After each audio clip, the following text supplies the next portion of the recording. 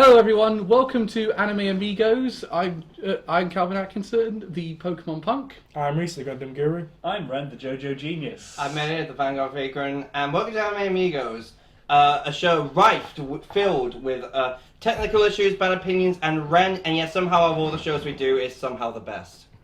Hooray! Woo! I'll tell you right now, also, we actually furnished the new recording area slightly. Yay! Unfortunately, I did not get the artist to this piece, or that piece's mention, but look them up. I'd say go to a lunch of anime cons, because I'm bound to be there, because I've seen them a You couple. didn't get the name from them? No. Oh, that's a shame. Yes, so I hope you're happy for the first half of the screen to be filled with pictures. Yes. But More pictures to come, if you like hopefully. this Bocchi piece, it is done by his girlfriend. Yeah, Peach Swizzle on Instagram. And Shameless promotion. And I'll leave a link to her to where you can get her art in the location Help her pay rent. in the description box, I should say. Right. So today we're playing our annual Anime Mastermind game to determine our 2 wild cards. I just realised, I hope that we get the actual video podcast up, otherwise none of the Yeah, that's why I'm hoping it as well. Is the camera recording? Yeah, It is yes, recording. I just checked then. No, you can see the fingers recording. It's fine. And he says in famous last words. And You said that every single time there's been a technicality fail. in my defence, the last one was a microphone issue. But we're also going to talk about JoJo Part 6. So if you're just in for JoJo Part 6 and don't want to see us answering trivia questions to each other, I'll leave a thing in there's a timestamp in the description box that will say, here's if you want to just skip all that and go straight to JoJo. But hang around, because I'd like to see, because I want to know how many you get in the if you're playing along at home. Yes, all three of you who care, including us. So let's talk about as usual, if we're answering questions, we pick an anime subject and a video game subject, 10 questions in each. Whoever gets the top 2 will get a wild card, and the winner gets a belt. And we'll be picking what I do in all of our best of our first 3 episodes for the rest of the year. If we get first, second place will also get a wild card as well, because we've figured out that it's too risky not to. Yeah. Plus, our lineup gets better with 10 entries, I find. True. I mean, let's be honest, top 10 is better than a top 9. Yes, absolutely. Yeah. So exactly. So if we're gonna have a round out number, we might as well do it.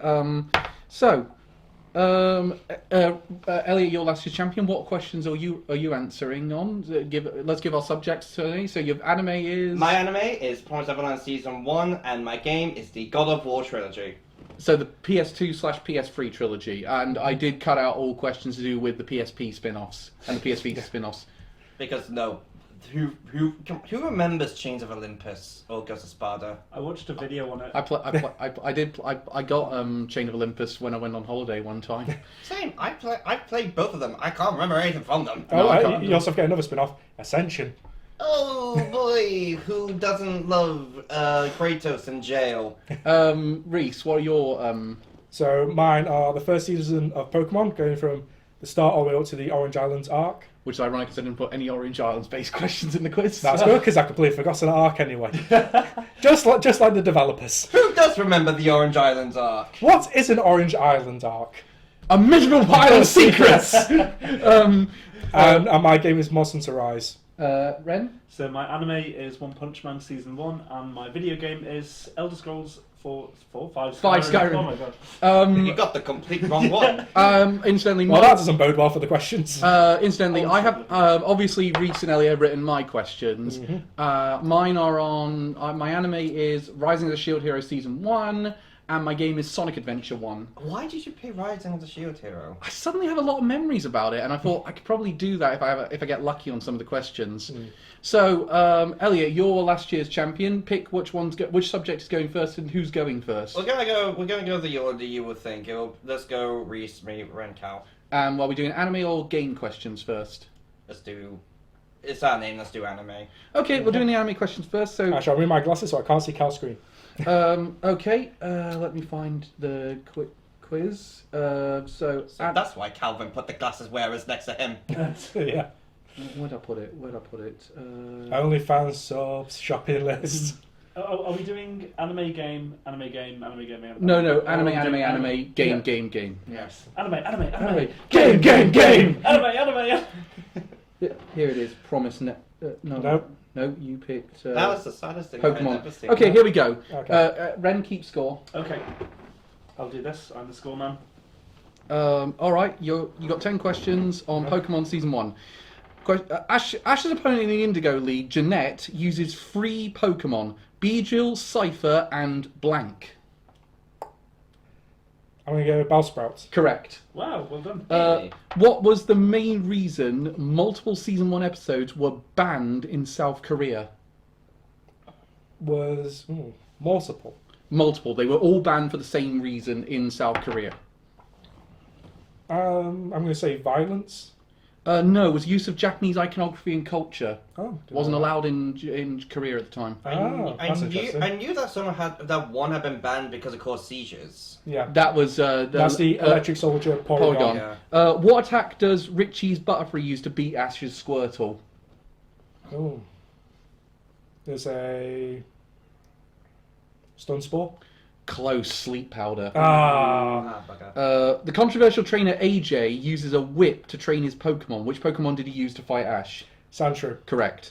What real-world event led to both the first episode featuring Tentacruel and the first episode featuring Haunter to both be temporarily banned from circulation in the USA?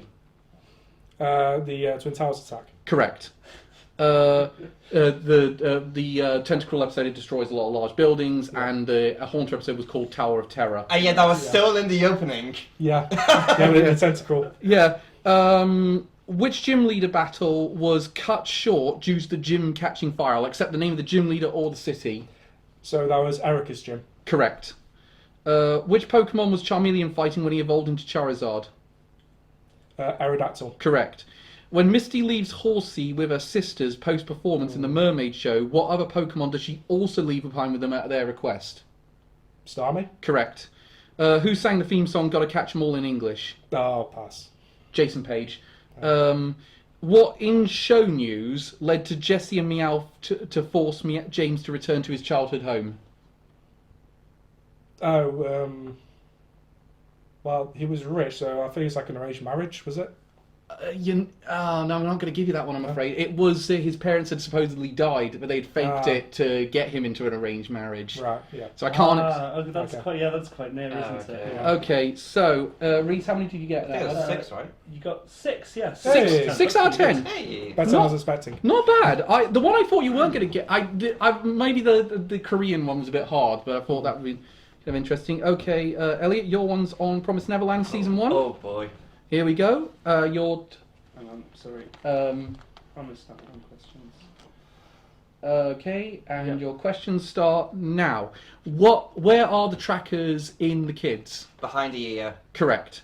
I would have accepted the ear by itself, but that's fine. How does Isabel discover that Ray is her biological son? Wait, what? How does Isabel discover that Ray is her biological son? When he sings a song she sang to him in the womb. Correct. I thought she already knew. I thought that was how she discovered he didn't have infantile amnesia. I think that either way, I think it's implied. Yeah. It's a bit implied. What number episode is Sister Crone introduced in? Fuck, I've been reading the manga. 4? 2. Ah, shit. Uh, Earlier than I thought then. What question does Norman ask Isabel before he's shipped off, which causes her to be taken aback? Damn it. Wait, repeat that, sorry? What question does Norman ask Isabella before being shipped off, which causes her to be taken aback? Are you happy? Correct. What kid does Emma trust to keep an eye on all the kids that are left behind?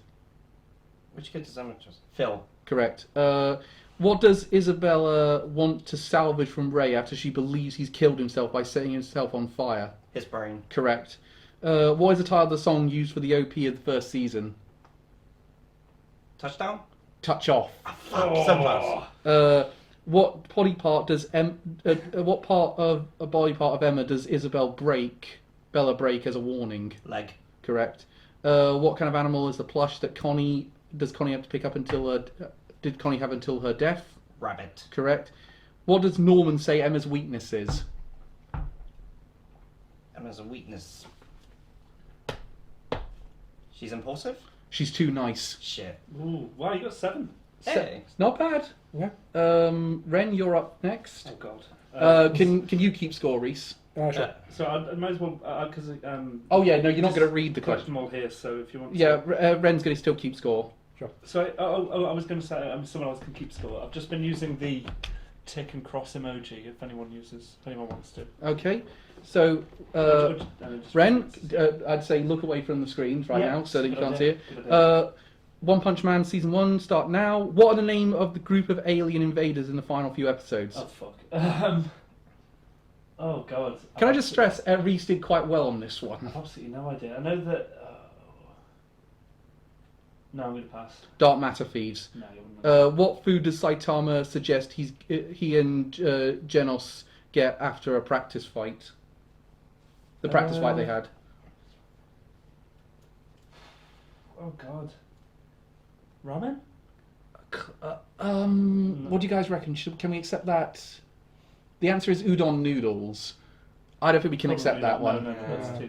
No, so I can't accept that one. Which episode outside the OP and ED marks the first appearance of Tatsumaki?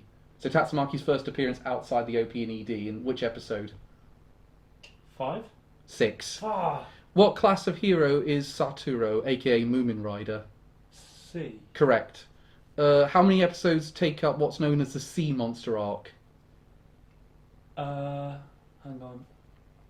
Tatsumaki was introduced in 2? Correct. After he kills the Mantis Fiend villain by punching him in the face, what does Saitama insist he pay for? The roof. Oh, the wall! No, the first answer was right, the Was ceiling. the roof? Oh, okay. You were correct the first time, so now you Yeah. have to accept your first answer, so you get it. That's a relief. What does the armoured gorilla stop doing as soon as he realises Saitama has beaten all of his colleagues in House of Evolution? Speaking like a robot. Correct. What was the name of the home city of Saitama? Oh, City Z? Correct. Whoa! Before he tries to swat a mosquito, Saitama was watering his plants with a watering can shaped like what animal? Oh! Damn! Oh, I didn't pay attention to that. I rewatched it, literally this I think morning. I remember this one actually. Reese got it right, by the way. Hang on. Shaped like a... If he passes, can I have a guess? You can. If you choose to pass, you can... Or if he gets it wrong, you can take a guess. It's always worth a guess, Ren. I'm going to say goat. You got it wrong? Is there an elephant? Elliot was correct. Fuck. What studio, famous for also animating Hunter x Hunter, Hajime no Ippo, and Death Note, also animated One Punch Man Season 1? Oh god.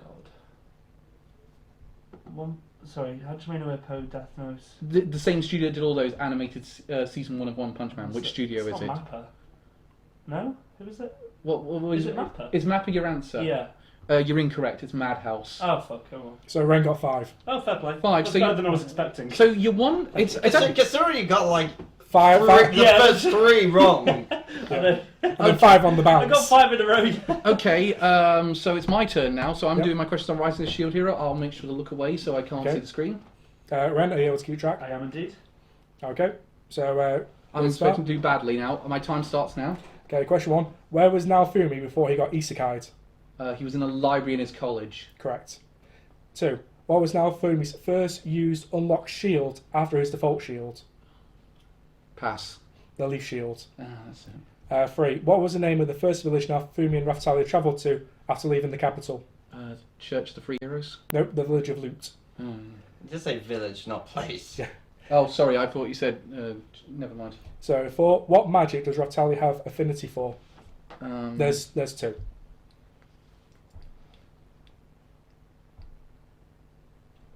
God, I don't think they actually mentioned it in the dub. They did because I watched in the dub. Oh, fucking hell. I just remember it being a sword fighter. I can't remember doing any sort of magic. Pass. Light and dark magic. 5. What colour was Philo just after she hatched but before she grew up turning white? Yellow? Pink. Pink. I see. 6. Who unleashed the seed that nearly doomed the village with vines and monsters? The bow hero? The spear hero. At first, I thought it was one of the other heroes. 7. What shield did Naofumi partially unlock after his first fight with the spear hero? The demon shield. Yes, the Wrath Shield is its official name, but it's also called the Demon Shield. 8. In episode 10, how many silver coins did the group who wanted to join Naofumi able to collect before the second wave started? 200? 150. Oh, close. Yeah. 9. What episode does Glass fully show up and interact with the cast? Sorry, repeat that one, please. What episode does Glass fully show up and interact with the cast? Not just a cameo. Didn't even know she had cameos before. It was the episode before. Ah, right. 23? 11. No, it happened way before then. And then number 10. What studio made the first season of Shield Hero? As another studio took over for season 2. Sorry, which one did the first one? Yep. A1 Pictures? Cinema Citrus. So, Fun fact: they also made Made in Abyss. Oh! I only got 2. Got 2, yeah. 2. Yeah, no, I knew I was going to do bad Ah, on that. jeez. There were a couple. I mean, there were some difficult ones in that, but you made a really good go, mate. Okay, Yeah. so well, the game one, whoever's going last always goes first. They always go in reverse order, so it's going to be me, Ren, Reese, Elliot. No, me then, Reese. No, okay, we're going to Reese then. Wait, I think I'm more right than I did. Yeah. No, Oh, it's right. whoever's got the least amount of points goes Oh, first. I thought we were going in reverse. So, you, me, Reese, Reese, Elliot. well, Ren and Reese got the same amount. of So points, I got by to the do way. very well. No, I got 6. He got 5. Oh, yeah, Reese you did. got I one. thought So you got 6. I've got to do very. I don't think I can win this no matter how well I do on Sonic 1. So I mean, unless you got all 10. even if I get all 10, I'll only have 12 points. It depends how we all do. That's still above average. Okay, give me my Sonic 1 questions then. Okay, give me a sec. Okay, you ready? Yep, I'm ready. Okay, here we go. What forms of chaos do you not fight? 3 and 5. Correct. Where on Station Square do you find Sonic's light species? The sewers. Correct. Not including Supersonic, which character has the least number of levels? I'm gonna guess Big the Cat. Amy Rose. No, she only has What 3. do you unlock after finding all 130 emblems? Metal Sonic. Correct. Metal Sonic playable as in Sonic stages. Who's the one character that? Who's the only character that fights Chaos 2? Knuckles. Correct. What's the name of the robot that pursues Amy during her stages? Zero, I believe his name is. E100. Can I count that, or is that not counted? Should we? I don't know the connotations really. Well, is he normally referred to as 0 on screen? I swear it says in the boss fight against him it's just 0. No, it is E100. Okay, say no for that one, so I'm technically Okay. correct. Who starts the story as Final Egg as a first stage? Gamma, E102 Gamma. Correct. After what level does Knuckles have a flashback of Tico and the Sacred Grounds? Oh, fuck. What's the name of the mountain one? Oh, fuck. Red Mount? Casinopolis. Casinopolis. Fuck, yeah, he does have a flashback then. What's the objective in Sonic's A mission in Emerald Coast? Get to the capsule in less than 2 minutes. Correct. Took me fucking ages. Which Sonic character in which Sonic character was adapted in Sonic X when they adapted the events of Sonic Adventure but was not in the game? Cream the Rabbit? Correct. Hey, well done. So that was Hey. you got 7. 7. well So done. that means a total of 9 out of 20. There you go. So we'll move on to Ren, your Skyrim questions. Okay.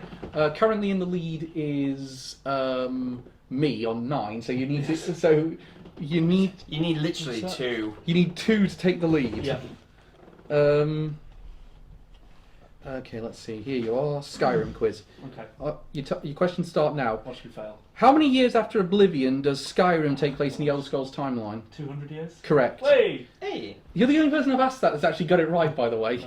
What is the throat of the world? Mountain. Yeah, it's the top of it's the mountain, right? Third of the world. It's one of the pillars of creation. Well, I So have it it's- down as I think go on. I'd have it down as the highest peak in Tamriel. So it's a mountain, though. Do you reckon we can accept that, or I feel like we need the specific name. I'll be honest. I mean, yeah. I'm gonna say that doesn't count on this basis. Okay, that's fair. What location in Skyrim is the School of Magic? Winterhold. Correct. Including expansions, how many dragon shouts are there? Fuck. Including expansion. Including the expansions. Right. Can I ask for more specification on this? Like individual shouts, like all the words that comprise them. Shouts. I'm gonna say 50, but obviously the words that comprise. No. them- I'm gonna give you another chance now because it's way lower. I'll say 35. No, incorrect. It's 27. Oh shit, never mind. Apart from claws, what other special ability do Khajiit characters start with? So apart from claws, night vision, power. I'll give you that, Night's Eye. Yeah. What's the name of the fictional language the song Dragonborn is sung in? Dover? Oh, close, Doverzal. Ah shit. What's the name of the Altmere mage that sets a test for you in Winterhold? Oh. Apologies for the butchered pronunciations of some of these, by the way. Yeah. Calendil? No, Faralada. Yeah, wouldn't got that. What's the name of the first dragon you encounter? Mimulmir. Correct. Hey. What's the name of the armor with the highest base defense stats? It also is the heaviest armor in the game. Daedric. Correct. Where did the Greybeards live? High Hrothgar. The throat of the world. That's on High Hrothgar. Sorry, no, the throat of the world is on High. Fuck no. High Hrothgar is on the throat of the world. High Hrothgar is the name of the thing that they live in. Okay, fine. I'll give you that one. Then. Yeah. So how many did you get? He got 6. 6. So that's a that's total of. So the 5 you got in the first round. That means you got 11. He's got 11. Fair play. I will maintain I'm not wrong about the throat of the world being a mountain. No. Hang on a second. Can we? You got 5 in the first round. You got 6. So in I'm on 11. So far that means I need 5 to get. Well, Reese is Yeah. going next. Yeah, to get second. Which That's I'm going to it do so so far. bad on this. So, Monster Hunter Rise. Reese, Yep. you've got Monster Hunter right now. Mhm. You need to overtake Ren. 5. You need 5. Oof. Okay, your time starts now. What is Magnamalo's ailment? Oh, it's got a few things, but it's mostly referred to as Hellblight. I have Hellfire Blight here, but I'll. It is almost shorter to Hellblight, but you can keep it as Hellfire Blight if you want. I think we can give him that. Yeah, one. give I him think that. that's- I'll give him that one. That's Yes. fair. What's the name of the monster you can only face at Master Rank 100? Oh, Master Rank 100. MR 100. Right. I should stress this is in the base game. Yeah, so base game, so... Wait, so basically... So it'd be Hunter Rank, not Master Rank. Master Rank was only... Hunter Rank, sorry, yes. Yeah, I'm sorry, I I was got it just wrong. thinking that. What's the only monster you can face at Hunter Rank 100? Oh. I'm going to go All Mother Nawa. Crimson Glow Valstrix. Oh. After defeating him, after defeating Crimson Glow Valstrax, how many advance quests are required to unlock the Infernal Springs map? Go 5. Correct. Other than thunder, what is Tetradon's weakness? Apart from Thunder. Apart from thunder. Go Ice. Fire. Ah. What map do you fight Magnamalo on for the first time? First time. Go Shrine Ruins. Correct. Other than Live and Learn, which non-Crush 40 Sonic song was used for the crossover DLC? Apart from Live and Learn. Yeah, Live and Learn, which non-Crush 40 song was used for... Because I don't want it to give the impression that it was a Crush 40 song, so to be unfair. I'm going to pass it on now. Escape from the City. One, I've got that. Which character from Monster Hunter Stories 2 can you make a layered armour for your feline as part of a crossover? Oh, it's the... there's 2 actually. There's the fat feline and the female feline with the purple cloak. The female feline with the cloak is the one that I had down as the right I can't remember her name. Well, you can accept either if that's true then. If that's true, I'll accept either of the answers, then... I forgot what the fat one's name was. I'll tell you the one I had down was Tsukino. No, I've forgotten that. What is the name of the special version of Narracuda that was introduced in Sunbreak for the Forlorn Arena map? Could you repeat the question? What's the name of the special variant of Narracuda that was introduced in Sunbreak? Nagakuga. Lucent Yeah. Narracuda. Yeah, no, I was just going to your pronunciation. Oh, so yeah. it was Lucent. It was it's silver in colour, turns invisible, sprays poison. He's correct. I'll give him Lucent that. Nagakuga. Yeah, Yeah. Lucent. Is Reese back doing like spouting out better knowledge than the person who made the fucking quiz? Well, I played a lot of Sunbreak. Sinister Dread Volley is a heavy bowgun made from the parts of which monster? I'm going to go Magnamalo. Correct. What is the name of the umbrella merchant in Chimera Village? Oh, God. You didn't spend a lot of time in Chimera Village, did you? No. Well, it's been like a year since I played Base Rice. I've forgotten his name, pass. Hinami. Nah. 5, so What you and about I are tied, Reese. No. Oh, so I need You 5. I need 5. You need 5 to win, 4 to draw with us. Yeah. Yeah. Okay. In which case, what we're doing is a 3-way tie. Yeah. Oh my god. this would be- Mud wrestling. Yes. I actually have a solution for this, but Mud wrestling, To the hey! death. which we're actually going to need to use because I We're can't going to need to use mud wrestling? because I can't give out free wild cards in this. Elliot, fuck, God of let's War, go. God of War trilogy time starts now. Which god is the first boss fight in God of War 3? Poseidon. Correct.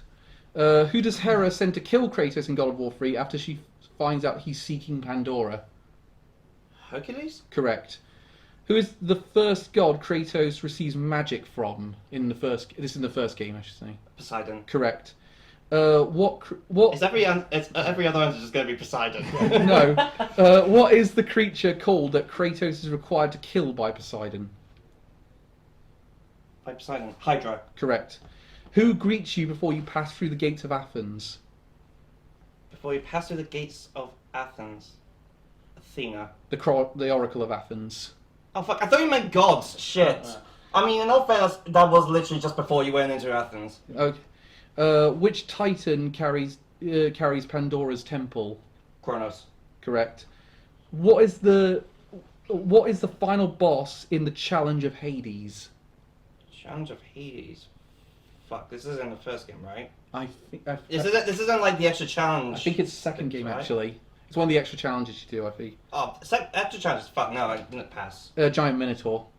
Oh fuck, no, that wasn't the first game. Shit. You got gooped. Oh, well, speaking of which, who is the last boss fight before Zeus in God of War 2? I'll accept one of two answers for this one. The Fates, right? Correct. I would have accepted Clotho as well if you just said that. What identity does Zeus disguise himself as in God of War 1 and reappears in that identity? Gravekeeper. It's called the Gravedigger, but I feel like I want to give. Grave person. Yeah, Grave. I'll give you that. Okay. How does Kratos kill Hades? Kill Hades. Sucking out his soul with his own weapons. I'll give you that. He rips out his soul with his own claws. Yeah. Wow, so that was 8. Woo! Hey. So Well you, done. I win! so you've won a third year in a row. Hey! I'm having up. But now we need to decide if Reese or Ren gets the second wild card. Extreme rock, paper, scissors. No, we're going to do our usual thing and Mud wrestling! guess the highest selling video game on a certain system. Oh, God. So I will Elliot, not have knowledge of this. Elliot, pick a system for us to do. Ooh, let's do a tough. I've got a good one. Let me think. Let me think. Sorry, give me a sec. PlayStation 3. Okay, Oh. let me just double check that because I might put some parameters in this one. Yes. If not, or No, let me check. I'm going to check what the answer is. otherwise we could do the same thing we did when we did Kingsman's Challenge. Oh no, I got it. Okay, the best-selling PS3 game that's not Grand Theft Auto 5. Well, I was going to say that. Okay, Shit. well, how about we just? Oh wait, I don't know. How about we do Rock, let's say- rock, paper, scissors. Who goes first? Okay. We're looking for the best selling PS3 game that wasn't Grand Theft Auto 5. I nominate Cal to be my champion for rock, paper, scissors. Yep.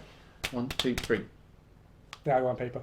So, Reese, you're going first. No, Elliot, Ren, you're going first. I'm going to write. You went through all the Amigos. Ren, Reese, Elliot, Rick Best- Linda. Best-selling non-Grand Theft Auto 5 game on PS3. Okay, I'm going to speak out loud. So, my instinct is Last of Us, but then I also want to say probably one of them Call of Duty games. I'm going to say Modern Warfare 2. You're going to say Modern Warfare 2? I was going to go Last of Us. I will say, are the two of you... That's grossing. Now, this is Modern Warfare 2 sold, on PS3, sold 4.8 million copies. So you need to sell, so Last of Us needs to sell more than 4.8. Last of Us sold 7 million Wow! copies. Wow. Yeah. Wait, what place is it? Third. Wow. Second. When it comes, Second was Gran Turismo 5. That Really? sold Oh, 11.95 I will say million when it copies. comes to Modern Warfare 2, let's be honest, more people probably bought that on Xbox.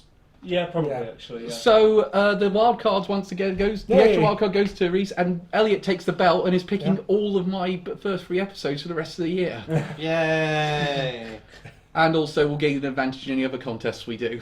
Yeah. Everybody, clap Your your hands. So, The thing is, I might have gotten a punishment there because I don't think I know any shows that Calvin hasn't watched. put it this way: you can nominate one of the others to pick something if you want to skip it. Just do an ip-dip-do on like the lowest rated series on my anime list. Just go for Sonic X. Yeah. Okay, Queen's Game. I'll tell you right now. Queen's Game. That wasn't Queen's Gambit. I will say, Elliot, you did remarkable on God of Yeah. War. How the? I have no fucking idea how it was. Yeah, how many did he get right in the end? 8. And mind you, I would have gotten 9 if you had been right about what game it was. I would have gotten more. Can I just say, right Reese, about the first of the Reese world. did get 9 when he did it. Yeah, again, I would have got the Minotaur right if you had known which game it was from. I made a mistake. I am very It sorry. was from the regular game. It wasn't from the fucking challenges.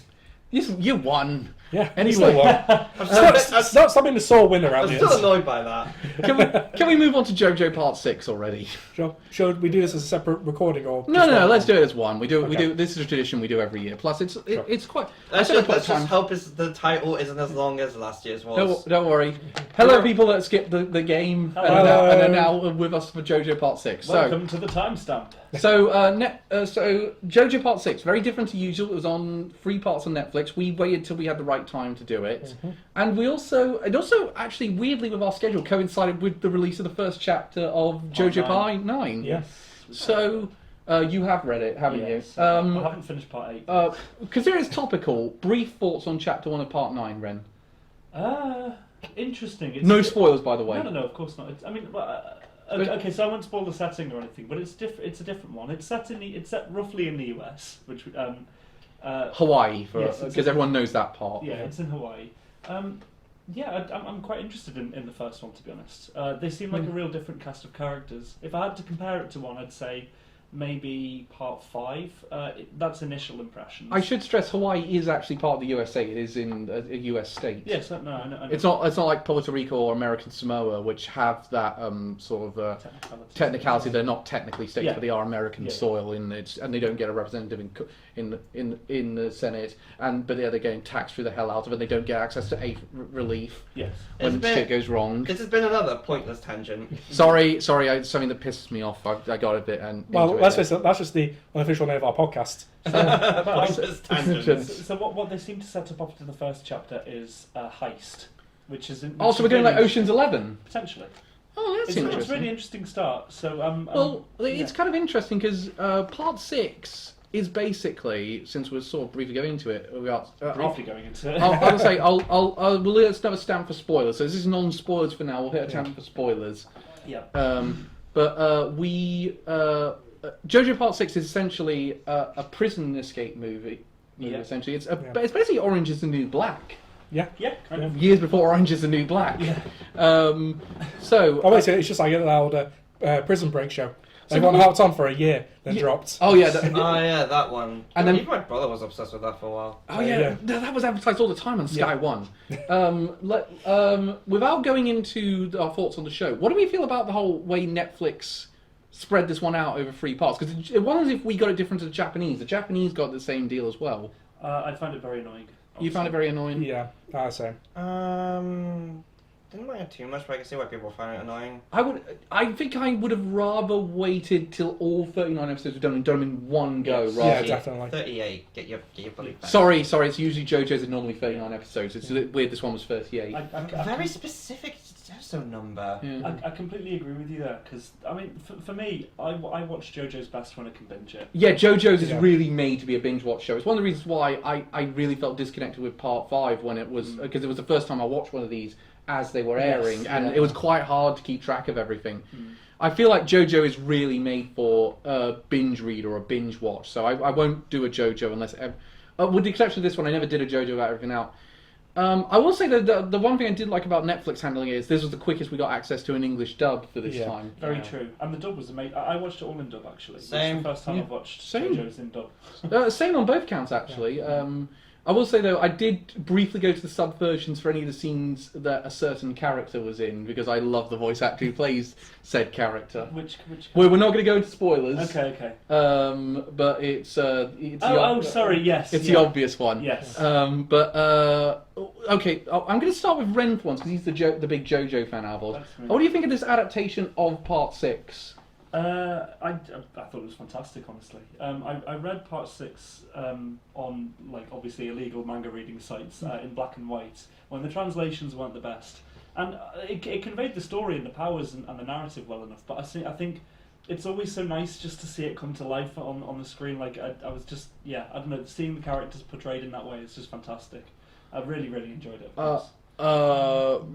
I'll go to Reese next. What did you think of Part 6? Well, I don't have any experience with the source material like Ren, so the anime was my first time experiencing this story. I'll stop you there. Same for you as me as well, Elliot. It's the first time I've watched any full JoJo's series. I hadn't read the manga. This was my first experience with Part 6. Yeah. We'll go back to you, Reese. No, but I thought it was like really fantastic how they continued the story. Hell yeah. Ignore the very loud ringtone in the background.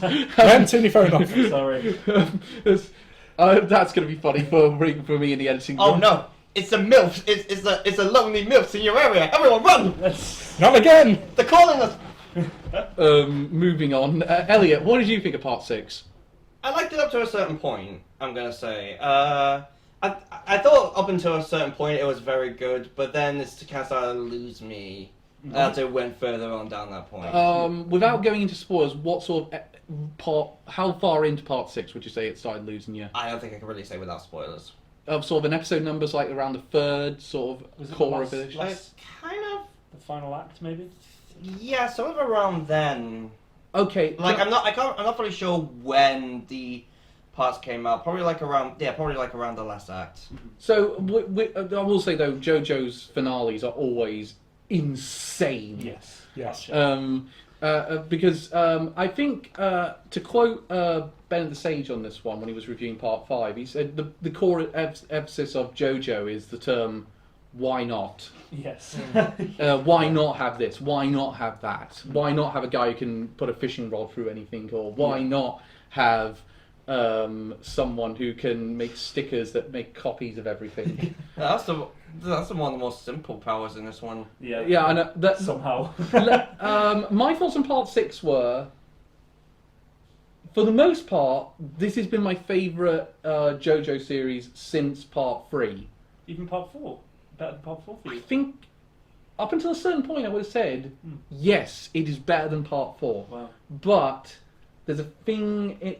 I'm not going to say I don't like the ending. I'm a little mixed on the ending. The ending I feel very mixed on. Yeah. But I thought the route to get there was excellent. Yes, I love the ending personally. So when I think of the ending, I just think of that one scene with Camilla from Castlevania just going, "What the fuck just happened?" Yes, yeah. I'll just wait till you get to Part 4 ending and Part 5 ending, honestly. Oh, no, and Part 3 ending. No, I would still say it was easier to comprehend the endings of those ones. Also, it was nice to hear the classic bound, down, Yes, bound, absolutely, down,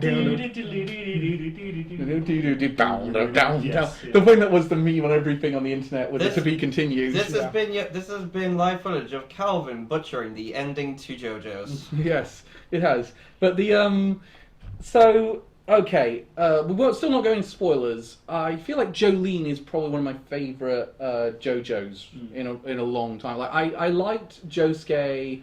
Didn't really like Giovanni. I don't think he was that great of a protagonist. Yeah, He's rather bland if you get down to it.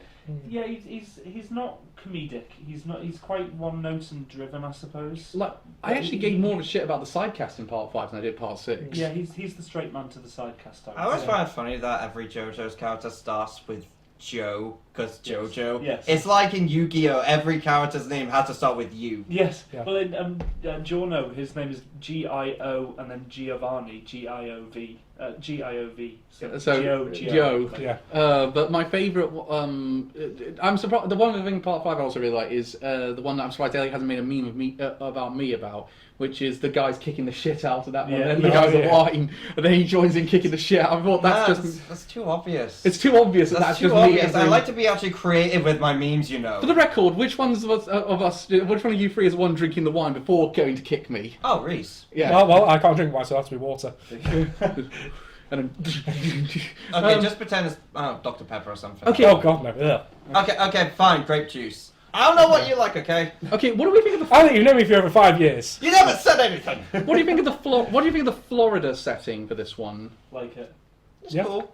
Yeah, I it's mean- an interesting change. It's the first time a JoJo's had been set up. However, in the it's not entirely accurate. Where are the crack dens and meth addicts? It was in the prison, Elliot. We saw this.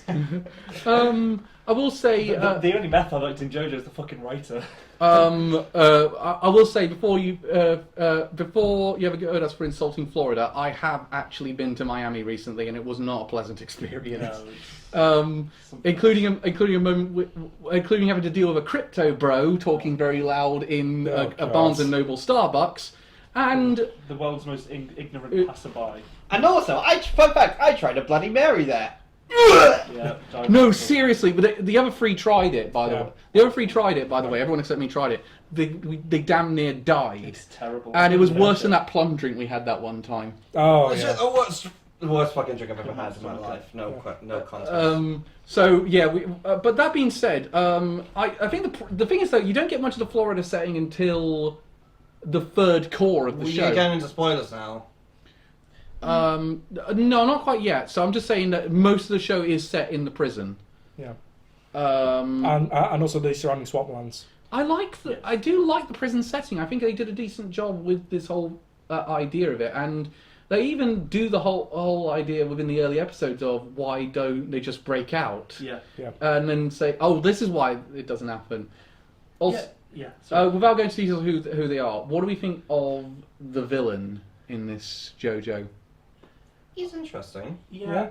I like characters that are a kind of I like how you're saying without going into talking about the villain, despite the fact he's revealed in like the early episodes. He's revealed towards. You'll reveal that not the entire thing takes place in the prison, but you won't reveal the villain's name. Well, no, because he's revealed towards the end of like episode 10 or something, right? So Well, we get the still full fun. identity. We only know it's someone with a stand called White Snake. Yes. Early on. No, Cal. Pale Pale Snake. Snake. Sorry, yes. It's really dumb when you go and watch it in the Japanese and it has the actual name in English and they got the subtitles say something completely different. So like in part 5 it was Sex Pistols and it says Six Pistols below there. Yeah, I think the best comparison villain-wise would be Kotomine from Fate.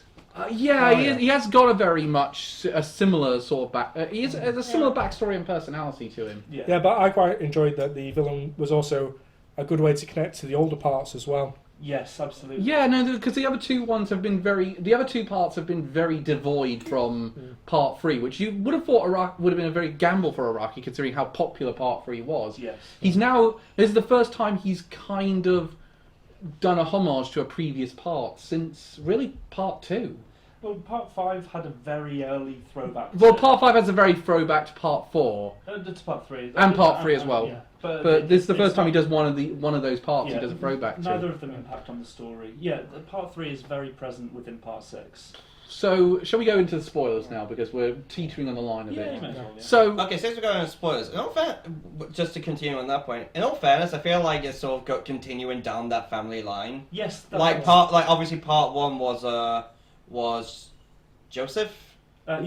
Jonathan. Jonathan, then Joseph. Yeah, was Jonathan. Then it was who was Jotaro's father or grandfather. Joseph's grandfather. Yeah. Yeah. And then there's Jolene, who's Jotaro's daughter. Yes. So it's sort of continuing down the family line. Well, And it's the same with the villain, actually. I would say inheriting the will of Dio, the villain from part 3 and part 1. And Josuke is technically Jotaro's uncle. Yeah. Yes, and Joseph's grandson. No, Joseph's son. Sorry. Yes. Yeah. And Giorno is technically There. Joseph's brother. Giorno is No, Joseph's uncle he would be. He's Jonathan's son technically, if you want to view it that way. But Because he's also Dio was son. using his body Yeah. when he impregnated that woman. Yeah, so it's Jonathan's dick, but somehow Dio's child. It's sort of it's Sperm donors. It's Wonder Woman 1984 all over Oh again. God, no! Oh, God. So let's talk. So on that cheery note, Yes. Poochie is. I'd like to know. Funny name, isn't it? Poochie. Yeah. You name your big scary antagonist after someone you call a poodle. Yeah, he's not the. No. I character thought from The something. Simpsons. I was going to say Anime America when Anime America do their sort of insanity mania on this. They should just do when the final scene with Poochie just, I have to go now. My planet needs me. No, I must go now. My Dio needs me. Yes, Do, yeah. do, do, do, do. On the Oh, way. no, did you see when he's levitating up? You can have that match it. It actually kind of works during one of the stands he gets later on. Yes. Yeah. I did like the space center idea and the idea of lack of gravity. I thought that's a good one because we had time magic be the final villain and all the others. Yeah. Can we not? And then it's like, okay, we're finally gonna have one doesn't have time travel. No, we don't want the time travel. Why? Yes. Well, Yeah. that one's not so much a time. What I love about the conclusion to this series, and obviously we're talking. So obviously, spoilers for Can that. we leave the conclusion actually a little bit for a okay, while? yeah, Because I sure. want to talk about a bit more of the other parts of it. What do you think of the gang this time? Because I liked. FF is the best guy. FF is great. I like Objectively, FF, even if her hair just like is made out of plastic. F in chat for Isn't FF. FF for chat. isn't she technically called Foo Fighters in the She- Japanese she She version? is Yeah. called Foo Fighters. She gets yeah. called FF in the manga in Japanese as well, as far as I understand. No, she is one of my favourite parts of the whole She's thing. great. Oh, What do so you think of good. Anastasia though?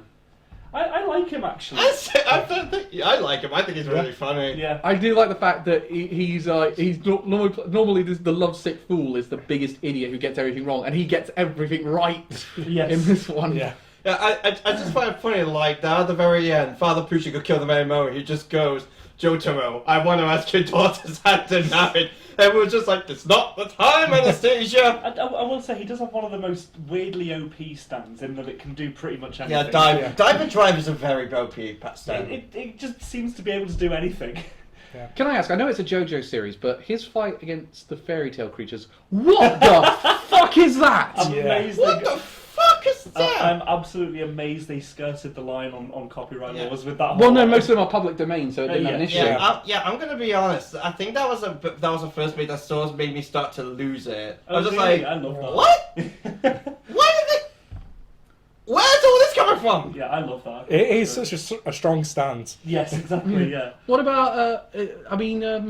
I also like the backstories between Poochie and what's the name? Weather forecast. Weather forecast. Yes. I mean, Yeah, the funny thing is, I'm kind of on Poochie's side when it comes to breaking them up, because you just think, because it's like the show's trying to say that Poochie was doing wrong, they're not, they're fucking siblings! Yeah.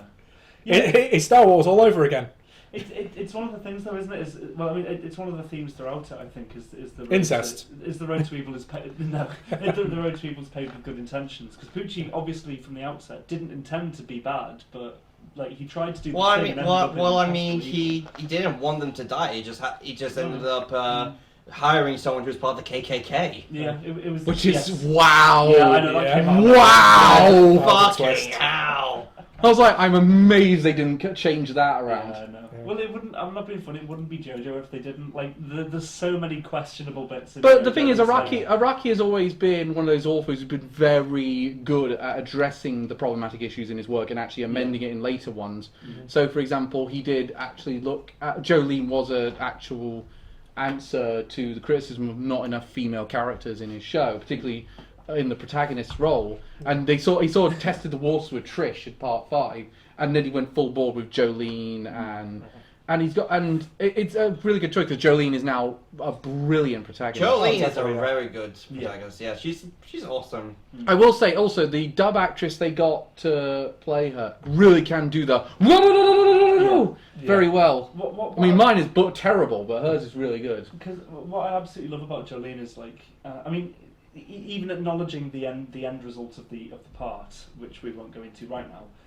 She's so like plucky. She doesn't ever give up. I like that one bit with the whole with the infinity symbol thing. I was just like, Oh, fuck, yeah. Did you I ever- forgot about that. I think the moment where I realised just how awesome badass of a character she was when she lent a girl money and then like fucking gave her laxatives so she could get it back, and just went to another one saying, do the same thing. Yes. Yeah. I just think, okay, she's fucking awesome. Yeah. Okay, so the thing about the thing is though, I do think she forgave her boyfriend way too easily. Just like, Yes. No, in all fairness, he did kind of he didn't sell her out, which I thought was like a kind of a shocking thing. But something else I like is just, shall we remove this anyway? Yeah.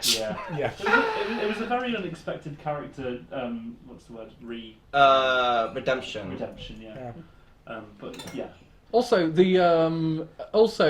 Jolene has a case in court. If your lawyer lies to you about the deal is null and void. She could easily get out of prison by just hiring a new lawyer and suing his ass. So The thing is, it was a ploy. I don't think that would have worked. Also, you have to sign the paper to say that you agree to the plea deal. So one of the things that I think makes this interesting as a prison break narrative, or like a stay in prison narrative for some of it. Yeah, they don't really try to break out of prison until like the very end, until like Father Pucci left. Yeah, exactly. And I mean, obviously they had the situation with Jotaro's mind being put on that compact disc, which, by the way, you know this was set before iPods. Which a quick question: how scary is Whitesnake as a stand? Oh, it's powerful as hell. Because like you can make literally anyone a stand user. Yeah, well, I mean that's what Dio was doing in part With 3. the arrow, and and part 4, actually. part 5 kind of had one of those as well. It didn't have the arrow; it had something else that was making stand users. Diavolo was turning people into stand users as well for his mafia thing. Anyway, Again, going from Pucci after Diavolo is a really real upgrade. Like, I don't really like Diavolo as a villain. I do quite like Diavolo as a villain. That's the thing. Although he looks identical to Anastasia. Yeah, that's what I was going to Yeah, yeah. Because when I first saw him, I thought, hang on, are they bringing this character back? I was like, is he Diavolo's son or Just something? look for male stripper with pink hair. That's JoJo. Actually, that is a question. What the fuck is up with everyone's clothing? Like Hermes is fine, FF is fine, Jolene is passable. What the fuck is Anastasia wearing? Yeah. He was wearing like a skin-colored vest with like the soles of shoes on it. For context, Araki takes a lot of his fashion inspiration and pose inspiration from magazines like Vogue, high fashion kind of thing. GQ has got a lot as well. He's illustrated for Vogue before. He's basically GQ meets Arnold Schwarzenegger. Yes. Yeah. Well, at least for the early parts. Yeah. Well, yes, Arnold Schwarzenegger to begin with. Now this one, it's GQ meets Ronda Rousey. Yes. Yes. So that's one of the really interesting points, I think, is that they don't want to break out of prison. They need to stay in prison to learn more about it, and it's obviously like Jolene could have escaped with the Speedwagon Foundation like very early on, but she stayed in to try and get Jotaro's memories and stand back. Exactly, and because then you get more of an opportunity to explore like the prison environment, and then once you break out, which does happen later on. It's kind of like you've left that whole world behind after being so invested in it for such a long time. I thought the prison environment was fantastic for this. Yeah. I do think the one thing the Netflix thing does do well for it is it does make you get through those multiple part episodes quite well. Like when those things are like part 1, part 2, part 3, you just want to watch them all in one go. Yeah. Whereas even if you're not going to binge watch the entire thing in one go, you want to do those. And it's quite hard to do that when the episode's airing week to week. Yeah. So I'll be honest. I think I said before, I'm not someone for binging. You like have said that. Like when JoJo came out, I was watching like 5. When I was watching JoJo's for this recording, I was watching like 5 episodes every other day. I'm gonna be honest, it was starting to get tough around the last bits, just because I was just thinking. I'd rather watch one episode of this other things. Like I don't. It's just kind of difficult for me watching multiple episodes of something in a single sitting. I know what you mean. I watched when I watched Your Boy Kong Ming in one go. That was a pretty.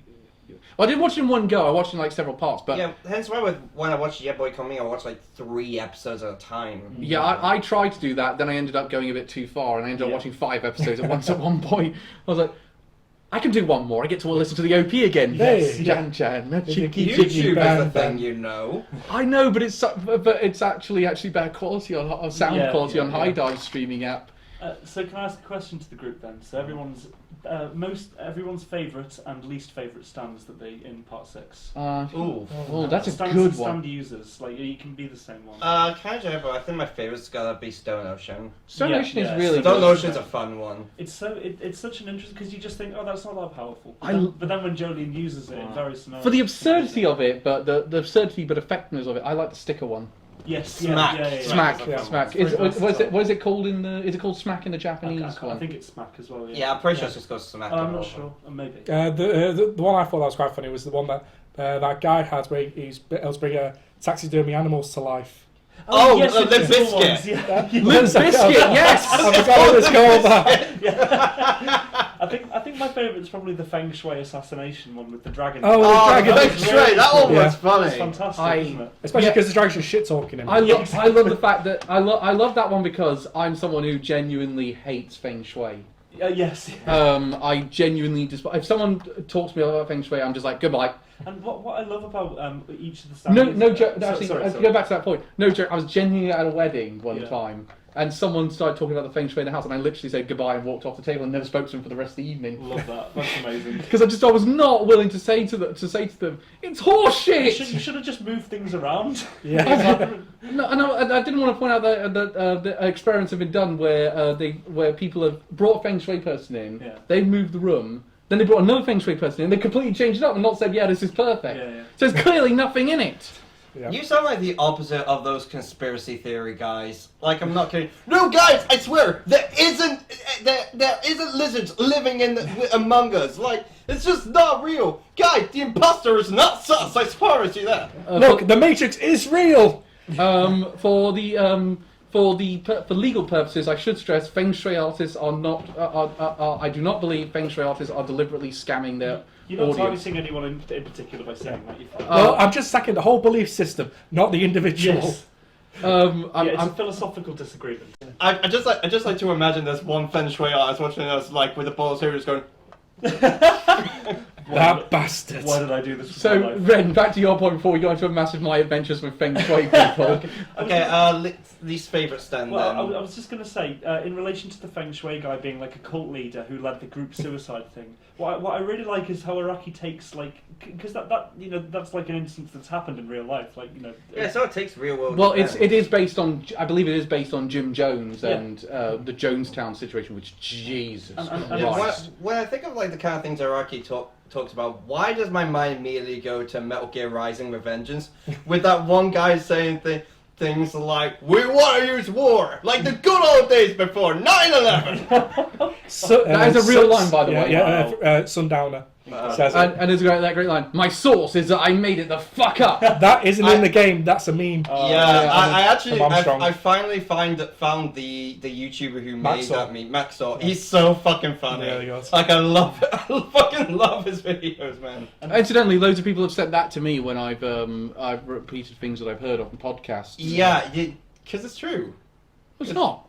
That is basically what I think of whenever you talk about something. You can repeat an opinion and still source. Yeah, but I always say I'm repeating an opinion. I'm saying yeah. this is this Yeah. person's opinion. This person has said this. I believe them because they have a good track record on this. You're safe here, Cal. You don't need to explain this. Um, We trust you.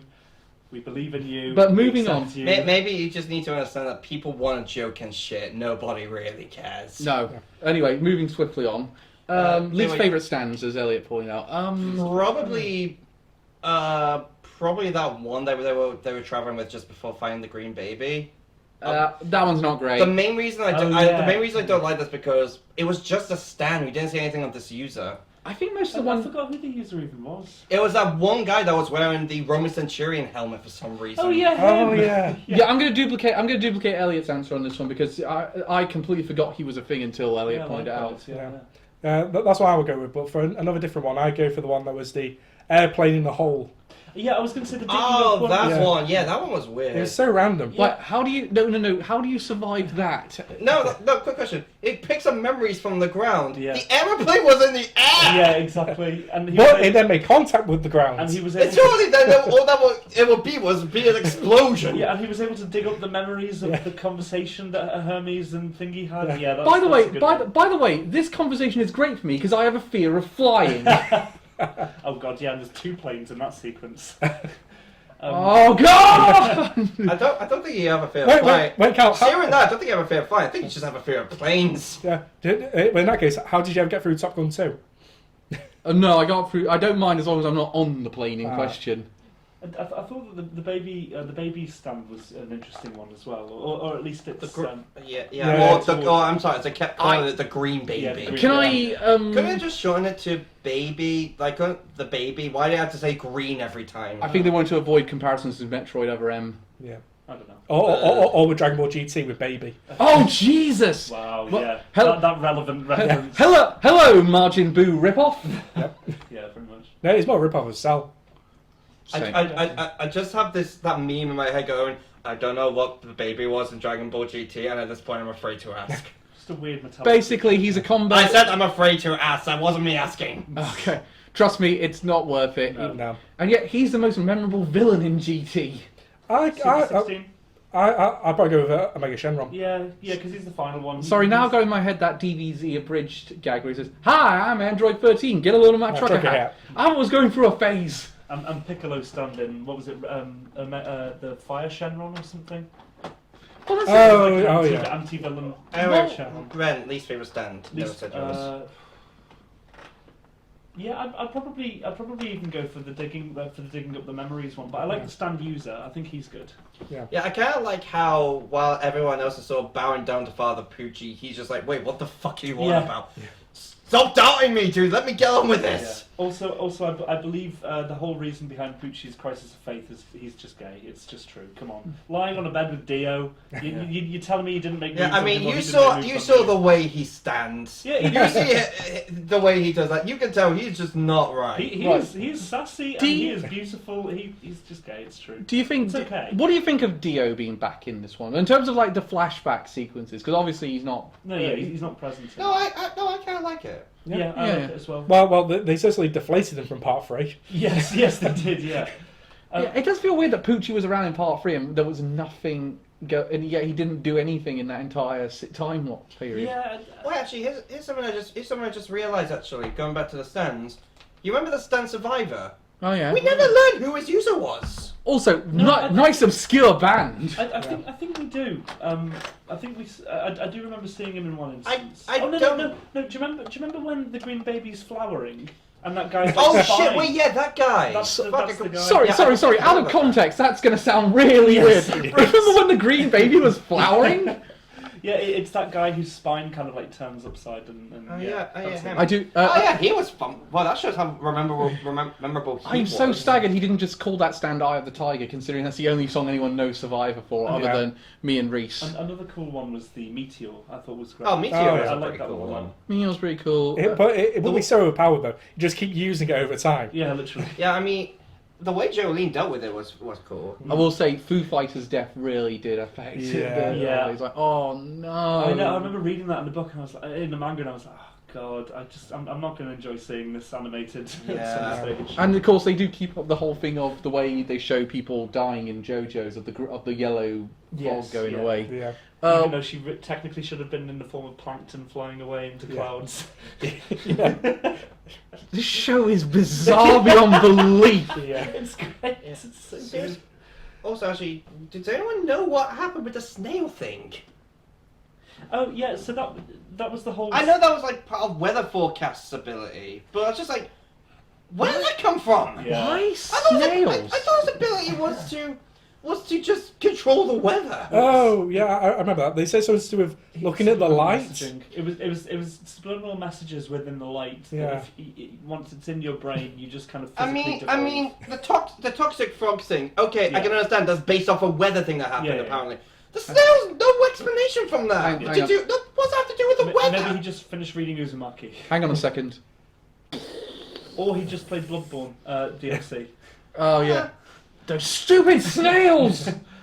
It's the snail. Sorry, with- Either that, or he went into the future, played Elden Ring, saw the snails in that, and then decided to write that. Or Oh, watch that. at least the snails in those ones aren't too difficult to deal with, but they are fucking annoying. Okay, I think it's time to talk about the ending. Yeah. I'm with Elliot. I'm mixed I'm on a it. huge fan. I love it. I enjoyed it, but it does raise a lot of questions. Go on. Okay, so Ren, so now, so basically, Poochie kind of wins briefly, then loses everything. He kind of ends the universe. Yes, that's exactly what happens. And then does the Futurama thing before Futurama and rewinds the universe, starting from scratch, leading up to the point of the start of the series. I was having a talk with my other friends who have watched it before. And You have other friends? I know, right? You bitch! Have you been cheating on us again? It was them who got me into JoJo. Are we talking... Jan, Oscar, Adam. So the people who don't watch our streams anymore?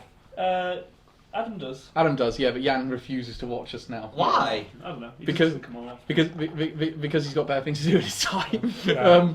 No, it's. I think he's got a hectic schedule. But anyway, yeah. No, I like talking with Jan. But even though he's a bigger jokester than you are, gets me every bloody Yes, time. he does, because he's a very straight-faced person. And I was like, and I was wondering, right? That's where Ren gets it from. Yes, yeah, that friendship group. But in terms of that one, what did they think of the whole thing? Well, I mean, I think most of them knew what was going to happen, at least in an end result kind of thing. So yes, the universe resets, but the mechanism to get there was what was unknown, I think, to Jan. But at least. it's kind of proof that all of it didn't really matter. Disagree. Because it's all been reversed, so all that character development didn't happen. But I think that's fine. No, I'm just saying none of it happened. Emporio's definitely happened. Yeah. I mean, okay, let's rewind. This is not Life is Strange syndrome. Don't know what that is. Basically, Life is Strange. You go through a story of a bunch of character development, and the ending is, oh, you have to reset it all, or else everything's going to be destroyed. you have a okay. choice at the end. Do you want to keep all the character development, but everyone who's developed the character you developed AKA, dies? one of the worst kind of endings you can do. If you're having a multiple choice, if you're having a choose your own adventure thing, don't have it where the ending is depicted by one choice at the end. Yeah, it really is one choice at the end. Or you can reverse time, and everyone's choices didn't matter. But the characters, no, the story's fucking. And before anyone says Max's choices mattered, no, they fucking didn't. She still goes back to the end, just lets Chloe be shot, and the pervy teacher gets and the kid with the gun get arrested. Right. That's all that happens. Everything was pointless. None of it mattered. That's why I don't like. It's there's another game that I played recently that skirts the line with the whole ending. The recent one I'm on about. Possibly.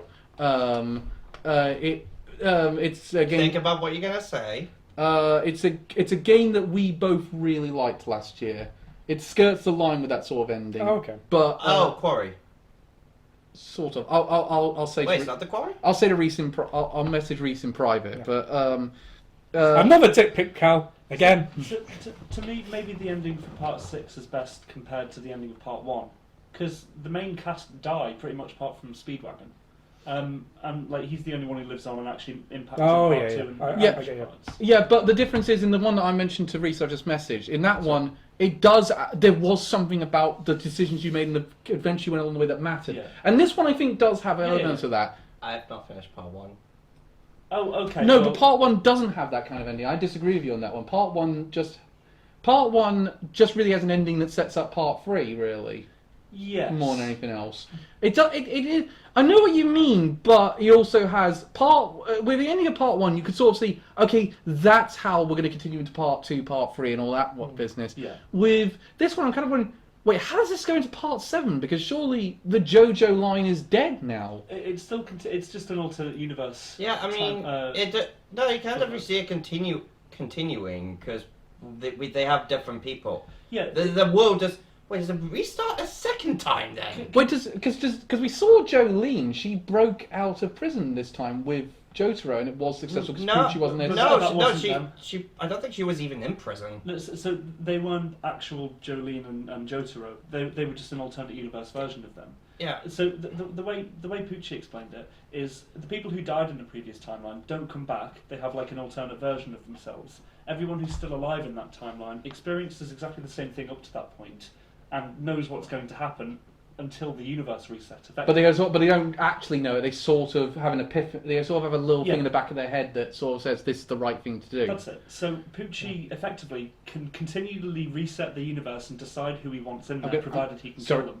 Sorry, I'm going to break out something from some called Johnny that I use on a lot of occasions. Time travel is bullshit. Yeah. But it was. Yeah. So Actually, it says time travel more multiverse. that's it. So that's the way I'm seeing it. I see. The thing about multiverses is you have to be very careful how you handle a multiverse because it can occasionally give off the impression that nothing matters in your storyline. We saw that with something like.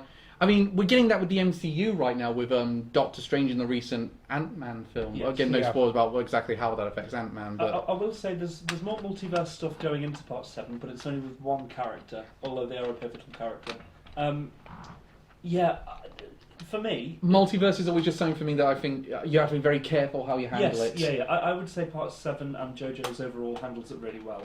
I totally see what you mean about the character development kind of coming to naught, but without all of the characters' choices, Emporio wouldn't have prevailed over. That's sort of how I see it. Yeah. Like, just because multiple characters are dead and like don't exist anymore doesn't mean that means nothing. Yes, exactly. Okay, Ren, I'm going to ask you something which means you might just go around a few lines here. But Like, I mean, for example, if that happened, Jolene was pretty much the person who gave Emporio the weather forecasters. Yes, exactly. Yeah, and saved Emporio as well. and Yeah, pretty much. And it was a hell of a final fight between Emporio and Pucci. That's a very good final confrontation. I love that whole sequence, like of the time speeding up and the sun becoming a line across the sky. I just think that's excellent. I really enjoyed that.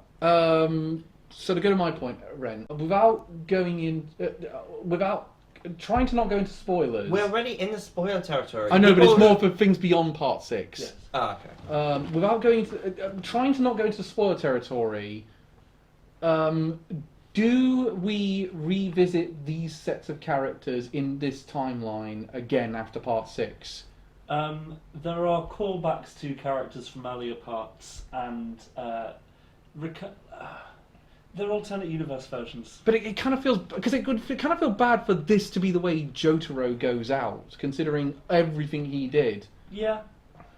But at the end, the thing is, he's never presented as a virtuous character, and he fails in raising his daughter. He fails in part Everything. 4, he fails in Part 6. He fails way more than he succeeds. He fails hard. I'm surprised the characters don't bring that up to him in Jump Force half the time. Yes. Saying, "You are such a fuck up. How did you get the invitation?" But that's what I like about it is he was never bothered about doing the right thing, really. I mean, even in Part 3, he was that kind of punk character. And then in Part 6, Part 4, he failed multiple times. Well, yeah, but you got to remember the time period that Araki is writing Jotaro is at the time of the biggest generational disconnect in Japanese history. Yeah. Which because he was kind of was it the mid '80s he was writing? I think it began. Part 1 began in the '80s. I think early '90s was probably Part 3. But they were still on the back of that. So it's just after the back of that he's writing a character like Jotaro. And again, he was taking a lot of risks, Araki, Or maybe right? late 80s. It might But have been. the point is that's kind of the period. 'Cause Akira was very influenced by Yes. that social disconnect between the youth and the generation. And despite the fact some people disagree with this opinion, it's up to debate. It kind of affected Grave of the Fireflies. Yeah. But there's a bit of a debate in terms of that one. We don't have time to go into that one. I know there's a bit of disconnect from whether that's actually true or not. Yeah. I should have done better research in my book. Please don't at me. At him. But but for the record, I still stand by my hot take. Is I don't like the movie Grave of the Fireflies, and not for the reason you think I don't like it. Yeah. About We're going to that. Yeah. So that's the kind of character he was writing. And also, he was kind of pressured to write a Japanese character because the idea of doing a shonen protagonist that wasn't Japanese was taboo at the time. Yeah. I mean, Jotaro is half Japanese anyway. Yeah, but it was like he wrote Jonathan and Joseph first, and that, Yes. I will say though, incidentally, I have got a replica of Joseph's scarf at my house. I love that. So in terms of like how Part 6 ended, how excited are we for Part 7? Incredibly. I mean, I still am. I've heard a lot of people say Part 7 is the best one. It's definitely, I would say it's comparable to Part 3. I've heard Part 7 is actually a prequel rather than a sequel. It's not a prequel to anything because it's its own standalone kind of universe. It still uses similar themes. The Joestar in the timeline it's set in like the. It's around the 1800s America. So, right, okay, so we're going Wild West. Yes. Do you remember when I compared Yeah. Yeah. You said We're that. getting the Great American Race in Nice. part 7. It's great. And now I've got that trumpet horn OP in my head. Can I ask Elliot? Because you said it was the beginning of the last arc, really, that things started to turn for you. Yeah. What were your thoughts, and what kind of turned you off on it? I don't know. I think it's partly just because I really like the prison setting. Yeah. And then you're just kind of, and then obviously they went out, which kind of made me think, okay, I can see where they're going. And then after that, the standstill started to make a bit less sense. Yes. And a lot of the pouches sort of seem to really go out of control. And then, while in the prison, while in the prison, you did get sort of some character moments, and you just get more like, you did get some moments like that. Meanwhile, at that part, it was just stand battle the entire way through. Yeah. I was just thinking, for God's sake, slow down! Yeah, it was like a real gauntlet. I do feel like that's a lot of the endings of JoJo parts. Yeah, like when Jotaro shows back up, it doesn't even really make a big deal out of it. It's just, oh, Jotaro's alive and okay. It's always just like they're going, okay, they're back to Pucci. Yeah. Also, with this alternate timeline. And then Go ahead, Ed. also by the end, I wasn't fully sure what Pucci was doing. Like, he kept talking about attaining heaven. I was just like, okay, so what's his plan on attaining heaven? And then when I got to the end, I was just like, okay, so what's his plan on attaining heaven? Yeah. Then Emporio starts beating up, okay, what's his plan on attaining heaven? Yeah, I think his plan was always just to reset the universe and sculpt it in a way. Yeah, that he wanted. the thing is, I always But thought his it's- plan was something like to try and revive Dio. And then I was just thinking, okay, what did Dio's bone have to do with anything then? Why get Jotaro's stand? I just think it's just when the green baby came in, it almost just felt like, what's the point of everything else if that's all you needed? Yeah, because Also, Elliot, I'm about to message you a thing that Pucci's plan kind of reminded me of a villain from another game's plan. I'm going to just message you in chat. Is it a game I know about? Yes, it is a game you know about, very much so. I've just sent you a message on Twitter. It'll tell you what game I'm referring to, and I think his plan's very similar to that guy's plan. So the reading I have for the whole Green Baby. No, the thing is, in that one's plan, that kind of makes sense. Yeah, no, I said it makes a bit more sense. I'm just saying they're rather similar in what the outcome is going to be.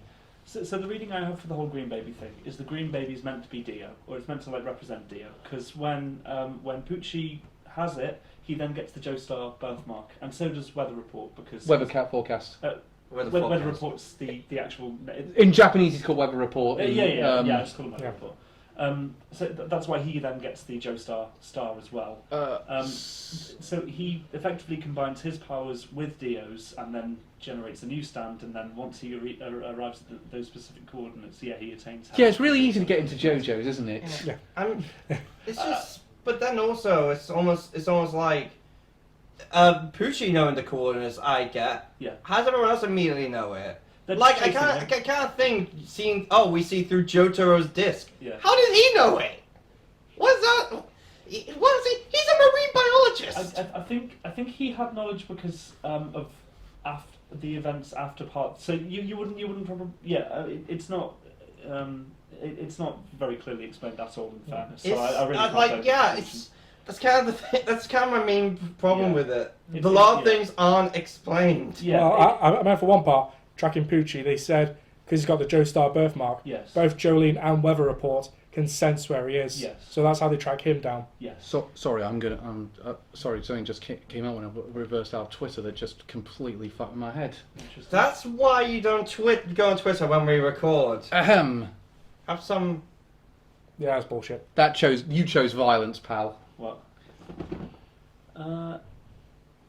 Lol. For the record, is someone suggesting the story in Last of Us Part 2 is better than Persona 5 Royal? Fuck right That's off. it. I'm getting my mallet. Get mine while you're at it. You don't have a mallet. Buy me one then. So yes, I do highly recommend carrying. I mean, obviously, I think now that we're all at this point, we probably will continue to part 7-minute releases. I mean, I'm probably going to. Shonen Jump currently has like all parts of JoJo on their app, so I'm With the gonna exception, do that. the part 7 hasn't been translated and coloured yet, so that's not. Yeah, Part seven I has- mean all the anime Yeah. adapted ones. Part 7 has. Part 8, I think, is also fully adapted in colour as well. It's Yeah, but it's not normally on the Shonen Shonen Jump app, and it's Oh, not no, available no. and it's not available for purchase in the UK yet. Yes, yeah. But I mean, the thing is for me, do you reckon? I reckon they're gonna David Production that makes the JoJo series. I think they're gonna look at the Netflix deal and they're gonna look at it and maybe make up their mind whether they want to go back to Netflix for Yeah. part 7 or not. Yeah. Like, I mean, they're gonna have to make a decision one way or another. I think they're not going to be honest. I think the next one will be on Crunchyroll. I think now is the time to make a sweeping change for the series if they were to change how it's distributed. Can I- In that case, well, I hope they just all end up on one place eventually, because right now it's very, very spread out. Yeah. Yeah. Like part 1, 3, and 6 are on Netflix. There are like a bunch on Crunchyroll. None of them are English dub. Thanks. So What about well, the thing for me is if Netflix. The only reason I think they might not go back to Netflix for part 7 is because they'll have seen some of Netflix's failings in recent memory about the cancellations and wasting money and and they're going to lose. And Netflix are about to lose a whole bunch of subscribers over the password sharing policy that they were going to put in and they've now scrapped. Yep. Which is a real massive L for them, but they're clearly looking for a new way to do it. I'm wondering how David Production's going to look at it and say, do you know, we don't have the confidence in putting this on Netflix next time. Let's just do a normal broadcast for it. So I just wanted to say, by the way, when I was rewatching a bit of One Punch Man for this, Crunchyroll only has Japanese sub or French subtitled. Sorry, French dubbed. Yeah. On English Crunchyroll, by the way. yeah, that's Weirdly. actually something that kind of annoys me with Crunchyroll. The fact that when they show like an anime, you think, oh, a new episode's coming out. No, it came out in like Yeah, Portuguese so annoying. dub, and Yeah. and you just think, have separate sections for God's sake. Well, what you can do now is if you put it on your watch list, it does only come up as a new episode when it's in the version that you've been watching. So if you've been Okay. watching it in the dub or the sub or this particular sub, it will come up. It won't come up until new episode in this. I will say, actually, I'm going to be a bit fair to Crunchyroll on this one, which is a weird one. I actually do think their new apps and their new browser are much more easier to coordinate than the old one, but particularly the desktop browser is much easier. So I will, and the thing. Yeah. Well, it's good for them to get some praise after their horrible choices for the Crunchyroll Awards. Oh yeah, and the terrible decision to recast Mob in the dub. Yeah. And also the recent firings. Oh yeah, but that sort of thing happens with. I'm not too surprised by that one because that sort of thing happens when mergers happen all the time. Yeah. That's business, baby. But the I mean, what do you reckon, Red? Does JoJo Part 7 come on Netflix, or is it going to go, or is it going to just pick a normal broadcast for it? I don't know. I would say Netflix probably. I wouldn't be surprised if they decide to. And this is a weird one. I wouldn't be not necessarily they're going to go for this, but I wouldn't be surprised if it gets picked up after it has a normal broadcast. Disney Plus. That's what I was thinking actually. Maybe, yeah, that would be interesting, wouldn't it? Because we've seen. Well, basically, what Crunchyroll has agreed. The reason why a lot of this anime is starting to spread out right now, and I'm suspecting this is I don't have any official confirmation on this one, is that they're doing what Microsoft has attempted to do right now to get the Activision, or they have done. Sony has done what Microsoft has attempted to do to get the Activision deal over the line. They've made a bunch of concessions, and in this case, it would have said. You can't keep all this anime, so you can't have Monopoly, so you can't have Tokyo Revengers, you can't have Bleach, you can't go for summertime rendering because you need to make sure there's competition. And so as a result, those have gone to Disney Plus, or Netflix has got Vinland Saga, so Crunchyroll doesn't have the exclusivity on it. Can I just say quickly though, if you're gonna put Tokyo Revengers, second season of Tokyo Revengers on Disney Plus, put the first one on as well. I agree. Otherwise people are just gonna be confused. Yeah. Especially considering that they are one connected story. It's not as if season 1 was very self-contained and season 2 is starting a new arc. It really is. Season 2 takes place right after season 1. Do what Vinland Saga did or something like that. Put your first season on there or something. Yeah, Vinland Saga season 1 was on Netflix for a full month before season 2 came up. I mean, hell, season 2 is going up simultaneously on doing a simulcast on Crunchyroll and Netflix. But the point, the good news about this whole thing is what was expected by many people to be a monopolization of the anime streaming service has actually turned into a boom period for it. Yeah. Because look at everywhere's going for it. Yeah. BBC's now looking to get a few anime for the iPlayer. ITV. ITVX has done a massive push for it. The one big downside for it, though, is that it could lead to a lot more piracy. It could potentially, because there's a lot more on the service, but again, majority is going to Crunchyroll and High Dive. And everyone has a Netflix account, really. I do believe we're or access. Everyone has a Netflix account. You say just as you say, a lot of people are cancelling their subscriptions. Well, The point is, they're not going to keep cancelling their subscriptions. They're going to get people cancel and resubscribe all the time. I do believe we're reaching critical mass as far as streaming services go. Like, there has to be unifying platforms at some point. But the problem for that is, in considering your stance on a lot of things, Ren, is for that to happen, there's got to be a lot more mergers of companies for that to happen, and they're not necessarily great things. What the whole streaming service thing is currently reminding me of is video games in like the early 80s. Where there were so many game consoles, and like so many people just making games for them that they don't have like unified companies to really make. Whereas now the video game industry is really down to a few companies, and the rest are and mostly licensed deals through indie development. Yeah. Maybe that's what we'll see gradually with streaming. But in order for that to happen with anime, well, Crunchyroll's going to stick around for that base because it's a recognizable brand.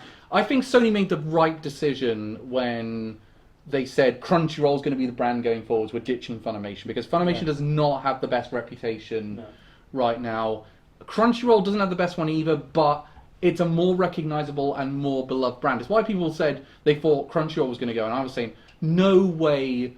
And I was saying at the time, no way does Sony ditch Crunchyroll. Can I just say, it was really weird watching the Bungo Stray Dogs English dub on Crunchyroll and seeing the Funimation logo. Yes, I've had that a few times. The Funimation logo, that famous one. You remember the bun bun dun dun, and then but it's because Crunchyroll, even the Funimation YouTube accounts changed its name to Crunchyroll Dubs. Okay, that's weird. Yeah.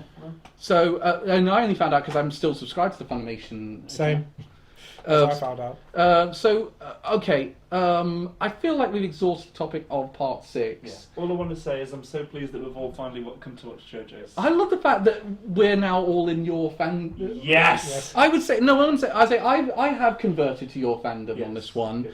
Yeah. How would you guys say are you converted to JoJo fandom? Not quite yet. As I said, the last act of part 6 kind of threw me off. Yeah. Reese, are you converted or are you still a bit on the fence? I am converted. I need to get around to watching part 5. Yeah.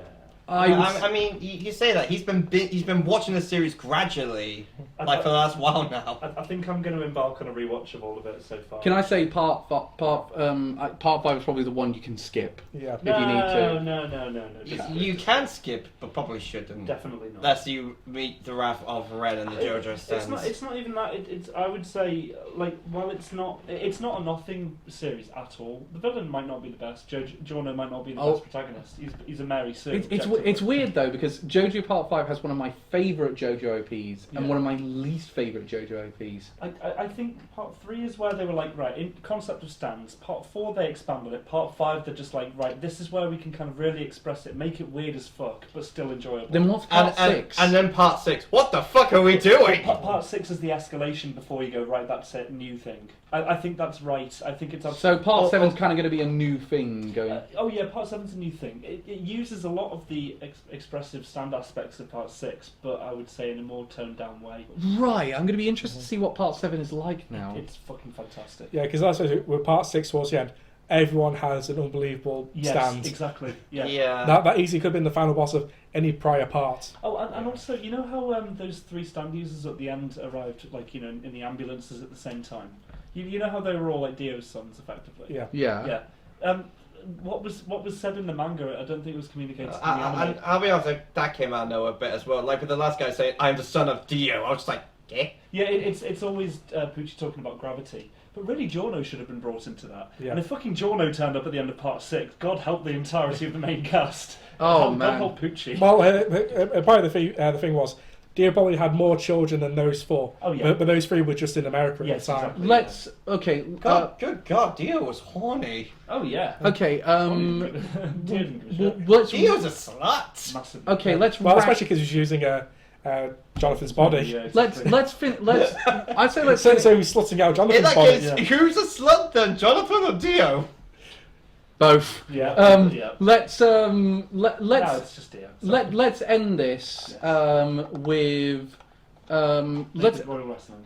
no let's end this with a ranking. I think of all the series that we've watched of JoJo. So Okay.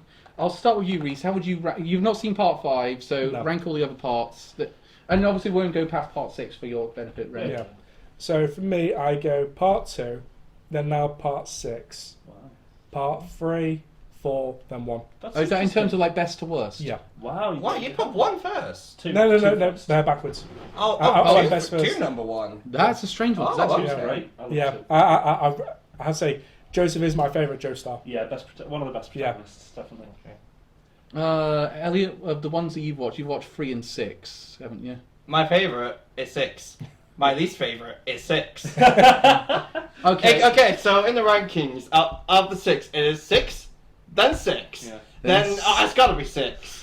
Then 6, and it's a real tough one, but it's got to be 6, then 6. Biggest surprise, biggest No, disappointment, no, best no, animation. no, near Best Best girl, girl, best best boy. boy, no, to mine. best sequel, best original. Ren, since you're the JoJo guy, I'm going to have you go last on this one, actually. Okay. So I'll go with mine. I'm going to say, from top to bottom, 3, 4, 3, 6, 4, 1, 5, 2. Okay. Who's your least favourite? Yeah, I'm Oh, surprised. I'm always surprised by how little you like 2. That's just 2 to me is the one that nothing quite work. Nothing. It's always like it's kind of there, but it doesn't quite pass the line. But Cal, the Pillar Men, Yeah, come on, Joseph as a protagonist, he's just. I mean, I could go the back. Clackers, I will the say, Clackers. I will say, on any day, I could go back and forth between part 2 and part 5 in those positions, but the other ones I'd say are static. Okay. I will at least give 2 this. That's my favourite JoJo's OP. Oh, Bloody Stream. Yeah, That is the that's best brilliant, yeah. JoJo OP. No, Fight me. actually, before we go into your ones, my favourite is still Sonochina Sadame. Sonochina, Yeah, yes. that's such a classic. Although I'd probably put a second place. I might say part 6 is now my second place. The Oh. first one, don't stop beating, Oh, don't yeah, stop yeah. beating. What about Let the Voice of Love Take you higher. Yeah. Love that one's great as well. That was very good. There's very few forgettable ones, actually. To be fair, there's the middle one in part 4 is so forgettable. Yes, yeah. Yeah. 5-second one, what- I don't remember. So Yeah, well. that one's the one that. Yeah. The Uh, first one's just a lot better. Fighting Gold is so good, yeah. And Tingle. I Does have to it- rewatch it. I swear Cameron does that so often. I swear he's trying to make an a cappella group. Maybe we so, should at this so, point. so Ren, your rankings. So I would say 4, 3, 6, 2, 5, 1, probably. Oh, no one really rates part 1 that much. It's just because the series is finding its feet. It's Yeah, great in as all a setup. fairness, you can definitely tell that is the start of it. Yeah, but I also like the fact though that Dio is at some of his most camp in that one. Oh yeah, well Dio's always camp. That's what's so great about the series. You mean he never hasn't been? Yeah, I don't say he hasn't been. I'm just saying he's at his most. He's just always camp. So the whole The entire cast from JoJo's is. Come on. It's brilliant. I it's just basically love just let's listen to Araki's iPhone collection. it. pretty much. Yeah. Yeah. Um, Reflects his opinion on it. Actually, I just thought of something. When we were talking about clothing before, what the fuck was up with that guy wearing the cow costume? Like, Why not? And that's a good. I'd say that's a great note to end on. So Yeah. we'll be back next yeah, month. cows. We'll be back next one for our best of winter, which this year's going to be an interesting one considering how much anime got delayed because of. I'm still not over the fact that Kubo won't let me be invisible. It's been delayed. Do you know? That one is so good. Why? Should we say that since that's going to pretty much air most of its second half in spring, that's now a spring anime, not a winter one. Yeah, I think that's fair. That's If it's been fine. delayed, That since means it's that great. means Elliot doesn't have to waste a wild card on it. But it's God. Elliot, it's I want to talk about this season. It's so good. Well, you still talk about it. we can but- talk about it, but we'll say that we're not counting it because of this reason. We're going to move into this one, so it gets a fair shake of things. I will say, it's been a very good season so far, I think. Yeah, It's been not an up there one, but pretty good. Like I like. There have been a lot of isekai. Yeah. I actually counted. When you talk about the shows that are purely isekai, there are 12. Oh, God. I actually, and I don't really like too many of them. I mean, the shows I like were things like The Angel Spoils Me Rotten, Next Door Spoils Me Rotten, Tomo-chan as a Girl. I really like Buddy Daddies. But obviously we're going to discuss that more next month. I'll be honest, I've been very lax with watching shows so far. So. The thing I found funny was actually recently I was watching a show. It was this archery one. I thought, this is actually really good. This might be one of my favorite originals. I discovered there was a sequel. Oh no! No, I will say. I got like 3 episodes in before realizing that. No, I will say actually to your point, to your guys' point about being far behind. I'm actually in the same boat because I've had trouble catching up since we got back from America. Yeah. And also, I don't know, I'm always bad when it comes to watching winter stuff. I don't know why. It's because we've always got a lot on the vote because we're always getting ourselves caught up for the best of the year, the previous year, and then we always have like Anime Mastermind coming up. So winter's always when we kind of like that. Spring is when we really get into a high gear. And again, with the number of isekai we got this season, kind of drew me off. Plus, a lot of games came out around this time. A lot more than we usually get this time of year. Like, for example, I'm rushing home after this to play Octopath Traveler 2. I'll be rushing home after this to play more Civ 6. And I've got Digimon World Next Order on my Switch. And I've got Like a Dragon Ishin. You Which is the best of... I'm just saying that, best of all of them. Fight me. No, I reckon you're going to have a good argument with that one. And so we'll be back probably... I don't know if it's going to be March the 20... it's going to be either March 24th or March the 31st. Probably I'm going to aim for the 31st if everyone's all right with that one. Yeah. I prefer the 31st. That's it. Yeah, 31st. So we'll be back on March the 31st with our best of winter. Yep.